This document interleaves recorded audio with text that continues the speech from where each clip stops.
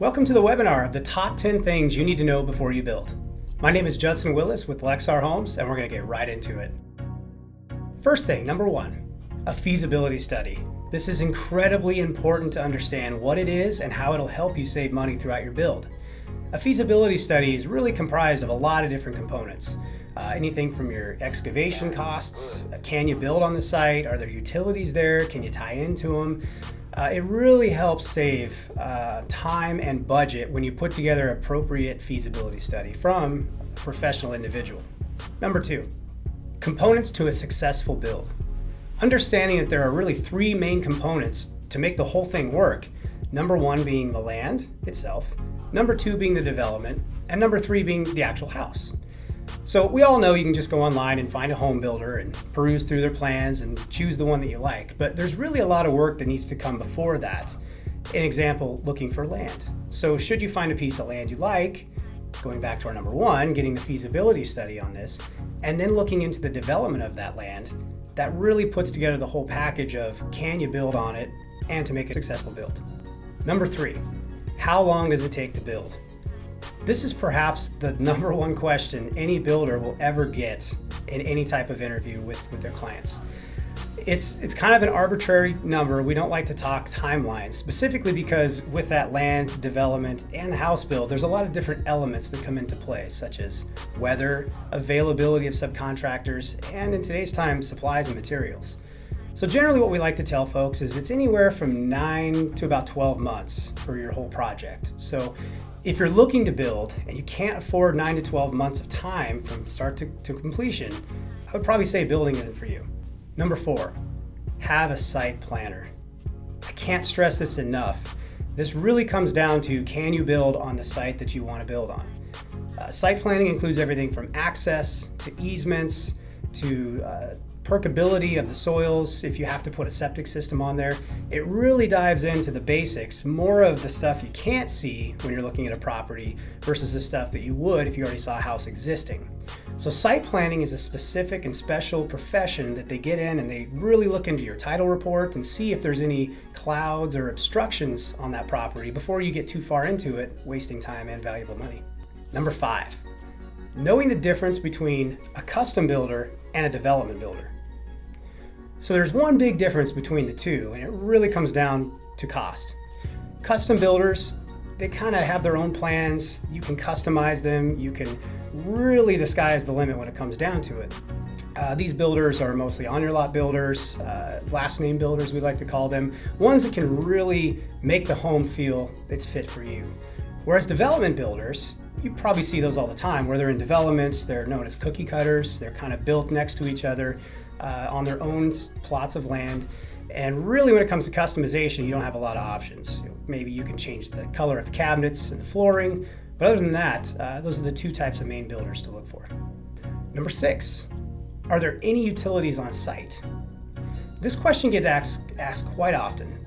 Really when we're talking utilities, we're talking power, sanitation, water, and sometimes the excavation that goes with those. So just because a lot is advertised that says utilities on site doesn't necessarily mean they're on site. It could mean that they're to the site and you have to pay to tie in and connect to them, and you also have to bring them on your site. So there's things like impact fees, service connection fees, and again the excavation to bring those all on there. So whereas simply calling the water purveyor and asking how much it is to tie into the water system, you also might need to run that water main down and then bring it on site, costing tens of thousands of more dollars than what you initially thought. Number seven, if you have slope, bring your checkbook.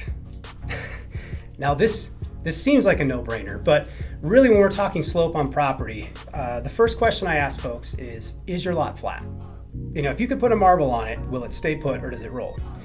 The same principle applies when you build a house. If the lot looks like this, it's kind of science that says the house isn't going to fit like this. So we're going to need to bring that house up to level. And usually that entails costly adventures. One being there's extra engineering that needs to go into that. And two, you're gonna have to go to the jurisdiction, your local county, and ask, there's certain engineering requirements to be able to build a house up off of a slope. You might want to explore this with your builder if it's feasible to build a daylight basement or a basement in that home, if there's enough slope for that. But I always tell folks that if you're looking at lot and it's very sloped, bring the checkbook. Prepare to write a big number for that foundation because it isn't cheap. Number 8, wetland studies. This is a particularly inept thing here in Washington, particularly the western side of the state, where there's a lot of property available, but it's very wet. And what I mean by that is there's filters that you can click on certain applications online, such as the GIS, the Geodata Informational Systems, and it'll tell you if there's wetlands on the site before you even go out to it. I highly recommend going to this site or asking a site planner because it can cost you a lot of time if you get too far down the road having to prepare for costly wetland delineations, wetland studies, hiring biologists, ensuring that you can actually build a home on that site before you get too far down the road, and then they say, here's your buildable area, welcome to a 900 square foot house. Number 9, perhaps the most ventured into that I get regarding the questions of building is, what type of loan do I need? The type of loan that you need for a construction, or for building rather, is called a construction loan. There's several types of different construction lenders as well as loans that you would need to procure the whole project. Meaning, if you don't own the land, you're going to have to buy the land or tie the land up in that construction loan. It's a little different and untraditional than most lenders where you go and see a house, you put an offer on it, and you buy it. So know that there's a process that it takes, a little bit more time, and you're going to have to buy the land, you're going to have to get the development cost and the builder cost all in advance before you can actually close on this construction loan. So understanding the types of loans that are out there for folks to put together before their project is very imperative, and perhaps the number one step I would say in the process before anything else is started. Knowing what you're qualified for and knowing what the true costs of that development are before you build. Number 10, understanding the setbacks and jurisdiction of your property. So what I mean by that is just because you have a property that's 100 feet wide doesn't mean you can go build a 99-foot wide house. The jurisdiction, meaning city or unincorporated county, is going to tell you how you can build that house, where you can build it. In other words, if they say you have to be at least 30 feet off the front of the road, you have to be 10 feet off of the sides, and maybe 30 feet off the back, what looked like a great piece of property all of a sudden shrank, and now you might not be able to build the dream home that you wanted to. So this all is imperative, going back to the site planner, understanding what you can and cannot do before you go and put offers on property and spend unnecessary money and time on these deals. So understanding what the setbacks are on that property is imperative before you spend more time into the project. So I'd like to say thank you for watching this. Stay tuned for more webinars. We'll go through more tips and tricks on how to save you money when building your house.